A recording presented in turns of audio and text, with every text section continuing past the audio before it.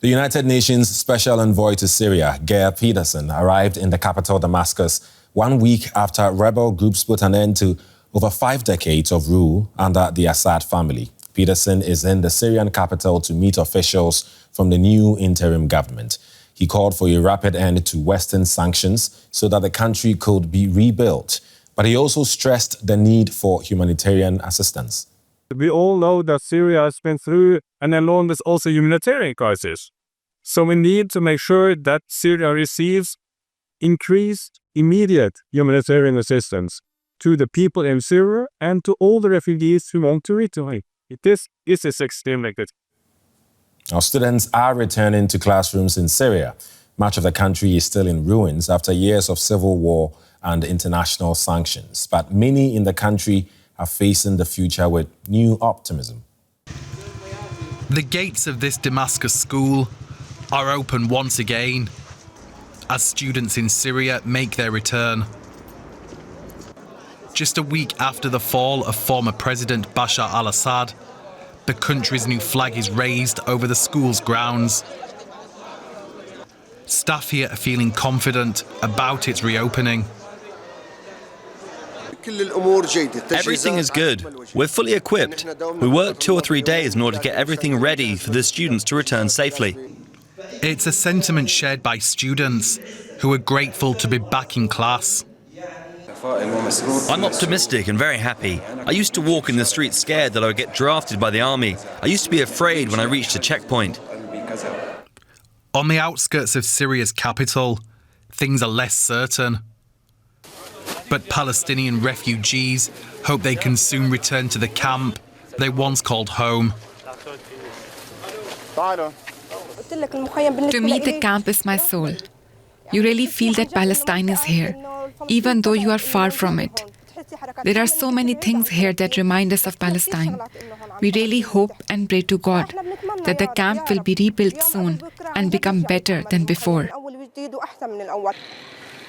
In one of the less damaged areas, a fruit and vegetable stall has reopened and is doing brisk business. A sign perhaps of things to come as Syria emerges from the decades of dictatorship with tentative optimism. Let's get more from DW's Aya Ibrahim in Damascus. Hello, Aya. Nice to see you. It's been 1 week since the fall of the Assad regime. Tell us more about how life has changed in Damascus so far. Well, as that report just mentioned there, Eddie, life is slowly but surely going back to some sort of normalcy. I guess you can't see it right now, but I'm standing in one of the main squares here in Damascus. And earlier today, traffic, the famous or infamous Damascus traffic, was back in full force. It was also the first day where schools returned. University students also returned today, marking their first return after the fall of Bashar al-Assad with some celebratory protests where they took down some statues of the now ousted dictator.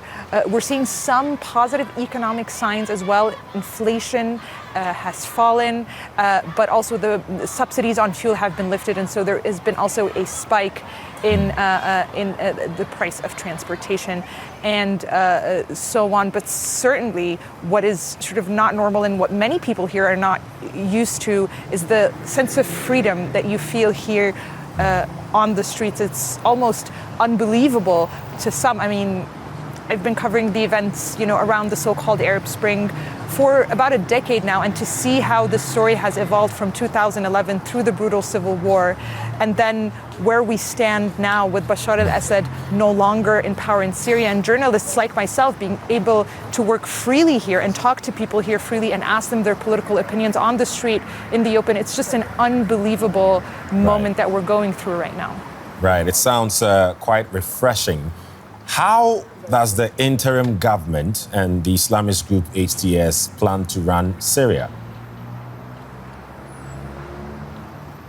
Well, so far they've sort of been giving a lot of general, very comforting messages to the outside world that they do plan on running an inclusive government. Remember, this is a country that has a brutal history, and not just with Bashar al-Assad, but also with Assad, the father who ruled before him, a brutal history of oppressing minorities and oppressing Syrians in general. And as such, people are concerned if, this current government will repeat history in a way, and if they will respect the rights of minorities and the rights of women and human rights in general. So far, they've been very general. They've been sending very comforting messages. We've seen Western leaders welcome that, saying that they would welcome a Syrian interim government that respects those rights. But there have not yet been concrete plans about who will be in this government and the timeline. And so there are still a lot of open questions. But again, this is very, very early days. We're looking at a week since the fall of Bashar al-Assad, and this new interim government, which a lot of people here are celebrating, has a lot on its plate. Right. And only time will tell how much support they actually enjoy from the people of Syria. We've also heard the UN envoy to Syria calling for immediate humanitarian assistance. Sorry, could you please repeat the question? I'm breaking a bit. Can you hear me? Your voice is breaking. I'm sorry. Could you please repeat the question? No, sorry about that. So the question is, what's the situation like across Syria after being ravaged by years of civil war? I'm asking because we've heard the UN envoy to Syria calling for immediate humanitarian assistance. Certainly, we're looking at, 13, almost 14 years of intermittent but pretty, intense phases of conflict. And so there are large swaths of this country that, don't look like the city that I'm standing in right now, that are basically in rubble. And it's going to take billions to rebuild this country. That's why the UN envoy to Syria, in his visit today to Damascus, called on European, Western powers and global powers to lift sanctions off of Syria as soon as possible, to allow for that process of rebuilding to start as soon as possible. But certainly there's a lot of euphoria right now. We've seen phases like this before when dictatorships have fallen. I myself have covered Sudan, and we saw a similar situation back then, euphoria at the beginning, but then reality sets in as time goes by. So it's going to be a huge undertaking to rebuild this country, and that's why the UN envoy to Syria is calling for sanctions to be lifted right away. Right. DW's Aya Ibrahim reporting from Damascus. Thank you. Let's now bring in Andrew Sinclair. He's a senior advisor at the Center for Global Security and Stabilization with the Dexus Group in Washington. Hello and welcome to the program, sir. 1 week after the fall of the Assad regime, where do you think the new Syrian leadership is taking the country? Thank you. Well, the new Syrian caretaker government, under the direction of Ahmed al-Shara, formerly known by his nom de guerre, Abu Muhammad al-Jolani, has really exhibited incredible pragmatism and competence, despite fears that HTS would seek to impose a hardline Islamist rule. So far, they focused on avoiding a power struggle with former opposition factions. They've been preserving state institutions to ensure basic service provision, which means working with former Syrian regime officials. And they're listening to the demands of the Syrian people to protect minorities, women, and ensure an inclusive and pluralistic approach to governance. Now, their legitimacy rests with the support they're building in Syrian society. So any deviation from this could lead to conflict and their removal. But they've been given the space to demonstrate a commitment to the principles of the Syrian revolution. And as long as they do this, we'll see a positive political transition.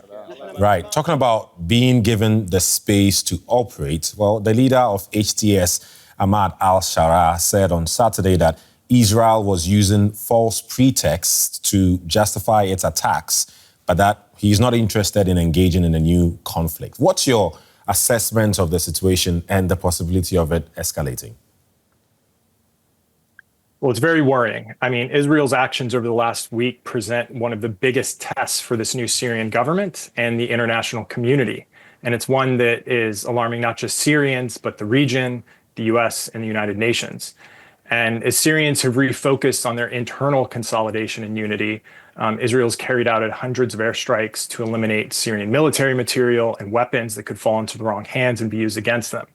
And even more concerning is the government's plans to encourage expansion of settlements in the occupied Golan Heights, following their declaration that the 1974 disengagement agreement collapsed with the fall of the Assad government. So Their near-term security concerns can be understood, but the more aggressive moves risk undermining the long-term stability and security between Syria and Israel. So I don't see HTS changing their positions anytime soon, but we should really look to the international community's reactions to ensure that both Syria's security and Israel's security can be preserved during this period. Right. It's not just Israel, though, is it? The US, Turkey, they've also been conducting airstrikes inside Syria. So how likely is it that Syria's future will be decided by Syrians and not foreign actors? It's tough. I think right now, the statements coming out of the Aqaba foreign ministers meeting, where all of the 8 foreign ministers from the Arab League, the US, the EU, and the UN expressed support for a Syrian-led transition are all very positive. I think we have more time to tell to see if there can be practical steps, such as lifting sanctions against the Assad regime, which remain in place on this new government. And equally, as you note, we have to see if Turkish-backed factions continue their clashes with the Kurdish-dominated Syrian Democratic Forces in Northeast. So the international community should continue incentivizing the new government in Damascus to uphold its commitments to inclusivity and protecting the rights of all Syrians, while preventing any foreign country from taking steps that could violate the sovereignty or territorial integrity of Syria. Right. There seems to be another challenge, though. U.S. Secretary of State Antony Blinken said U.S. officials have been in direct contact with the HTS rebel group. What could that relationship look like, considering, and this is where the challenge is for some at least, that HTS is still designated a terrorist organization by the United States? Well, it's positive that the U.S. has established this direct contact with HTS. However, I would not expect the U.S. to lift the foreign terrorist designation anytime soon. And while this places both HTS and the U.S. in a tenuous relationship, it offers the path for productive cooperation to build trust and demonstrate the benefits of dialogue, which ultimately could lead to, restoration of normal bilateral diplomatic relations. And in part, this thawing was prompted by efforts to find the American citizen Austin Tice.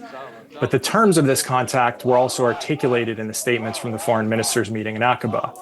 So the U.S. has stressed the period ahead will serve as a critical test to determine the way forward. So if HTS and the new government continue along this positive trajectory, it could open up the way for sanctions relief and the restorations of diplomatic relations. Right. As you say, early days yet, so let's wait and see how things pan out. Andrew Sinclair, Senior Advisor at the Center for Global Securities and Stabilization with the Dexus Group in Washington. Thank you very much for your time. Thank you.